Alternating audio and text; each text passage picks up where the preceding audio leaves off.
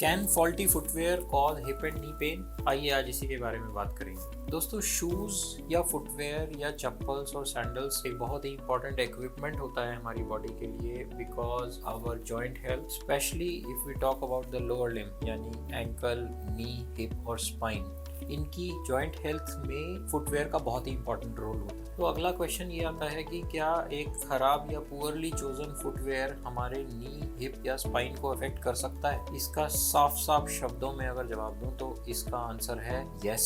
तो ये जानते हैं कि करेक्ट फुटवेयर कैसे सेलेक्ट करें। दरअसल अपना फुटवेयर सेलेक्ट करते हुए कुछ बातों का ध्यान रखना बहुत जरूरी है। पहली चीज, the footwear should be well fitting. आपके पैर के साइज के हिसाब से वो ना तो ओवर टाइट होना चाहिए ना ओवर लूज, बिकॉज दोनों ही कंडीशन में वो आपके पैर को जिस तरह सपोर्ट देना चाहिए वो सपोर्ट नहीं देगा। दूसरी चीज, it should be correctly fitting to the under surface of your sole. अगर आपको फ्लैट फुट है तो प्रॉपर आर्च सपोर्ट या हाई मीडियल आर्च सपोर्ट। अगर आपका आर्च नॉर्मल से ज्यादा आई है तो भी हाई मीडियल आर्च सपोर्ट। अगर आपका नॉर्मल आर्च है तो normal arch support. So a well cushioned, well fitting with a proper insole which supports the arch of your foot is a very important thing. दूसरी चीज, कोशिश कीजिए कि आपके शू में हल्का सा वेजिंग हो, यानी कि हील जो है वो 4 फुट के मुकाबले में थोड़ी सी ज्यादा हो और ये हील थ्रू आउट हो, पेंसिल ना हो, नैरो हील ना हो, जिससे कि एंकल पे कांस्टेंट स्ट्रेन आता है। तीसरी चीज, हील सॉफ्ट रखिए। जितनी सॉफ्ट हील रखेंगे उतना ही वॉकिंग में ग्राउंड रिएक्शन फोर्स, यानी कि जो फोर्स ग्राउंड हमारे नीज पे या हिप पे वापस अप्लाई करता है वो कम रहेगी, जिससे कि नी और हिप पेन और लॉन्ग टर्म डैमेज होने के चांसेस कम रहेंगे। चौथी चीज, you keep on changing your footwear very frequently, in the sense ऐसा नहीं हो कि 3, 4, 5 साल तक एक ही जूता पहन रहे हैं जिससे कि वो वर्न आउट हो जाते हैं और जो उनका पर्पस है सपोर्ट करने का वो पर्पस पूरा सॉल्व ना हो। एंड ऑफ कोर्स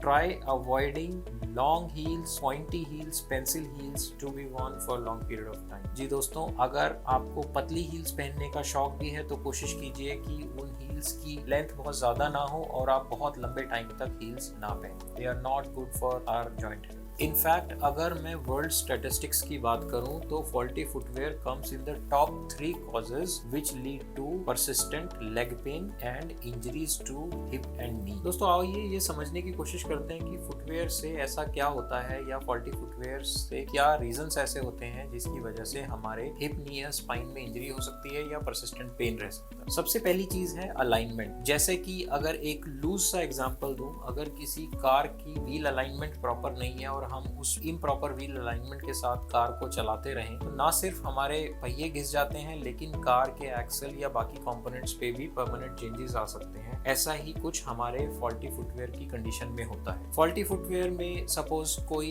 लेडी अगर हाई हील्स पहनती है तो अपनी बॉडी को बैलेंस करने के लिए दरअसल उसके घुटने मुड़े रहते हैं और नी, हिप और स्पाइन पे एक्स्ट्रा प्रेशर होता है, जिसकी वजह से अगर बहुत लंबे टाइम तक, कई सालों तक, लंबे आवर्स पर डे तक अगर हील्स पहनी जाए तो knee pain, persistent knee pain, hip pain, spine pain and later on early chances of arthritis भी हो सकते हैं। दूसरा कॉज होता है इम्प्रॉपर आर्च सपोर्ट। अगर एकदम फ्लैट चप्पलें पहनी जाएं या नंगे पांव रहा जाए या वॉर्न आउट शूज या फुटवेयर यानी जो बहुत पुराने हो चुके हैं, घिस चुके हैं, दब चुके हैं, तो उनकी शेप डिफॉर्म होने की वजह से दरअसल वो हमारे पंजे का जो नॉर्मल आर्च होता है उसको उस तरह की सपोर्ट नहीं दे पाते हैं जो सपोर्ट हमारे फुट के लिए और लोअर लिम्ब के जॉइंट्स के लिए कंफर्टेबल हो। ये सपोर्ट इम्प्रॉपर होने की वजह से एक्सेसिव स्ट्रेन आता है हमारे घुटनों पर या हिप पर या स्पाइन पर, जिससे कि परसिस्टेंट नी और हिप पेन रह सकता है। दोस्तों एक और बात समझने की ये है कि अगर इस सब के साथ किसी तरह की activity, sporting activities like running और जंपिंग या कुछ पर्टिकुलर तरह की odd posturing of the joint को अगर अटैच कर दिया जाए तो ये प्रॉब्लम और भी ज्यादा मल्टीप्लाई हो जाती है। Abnormal strain on muscles because of faulty footwear can lead to persistent pain and cramp, especially at night time. अगर आप पूरा दिन काम करने के बाद रात को जब सोने जाते हैं और आपकी लेग्स में परमानेंट पेन रहता है या बहुत बेचैनी होती है तो among other causes faulty footwear can also be one of the causes. So watch out for that. आप अपने शूज कंफर्टेबल रखिए। अगर आप लॉन्ग आवर्स तक खड़े रहते हैं या लॉन्ग वर्किंग आवर्स हैं आपके तो footwear should be comfortable. Try avoiding high heels and uncomfortable uncomfortable footwear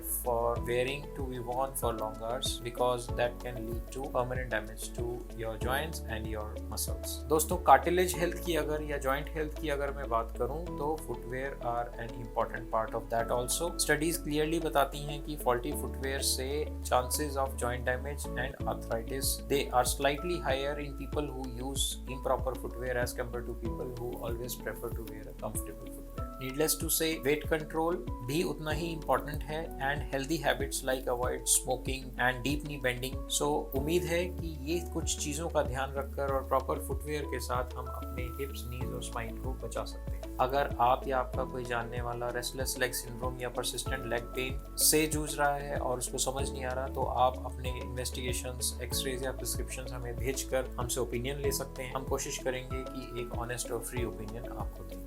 Bono Scare. Let's move.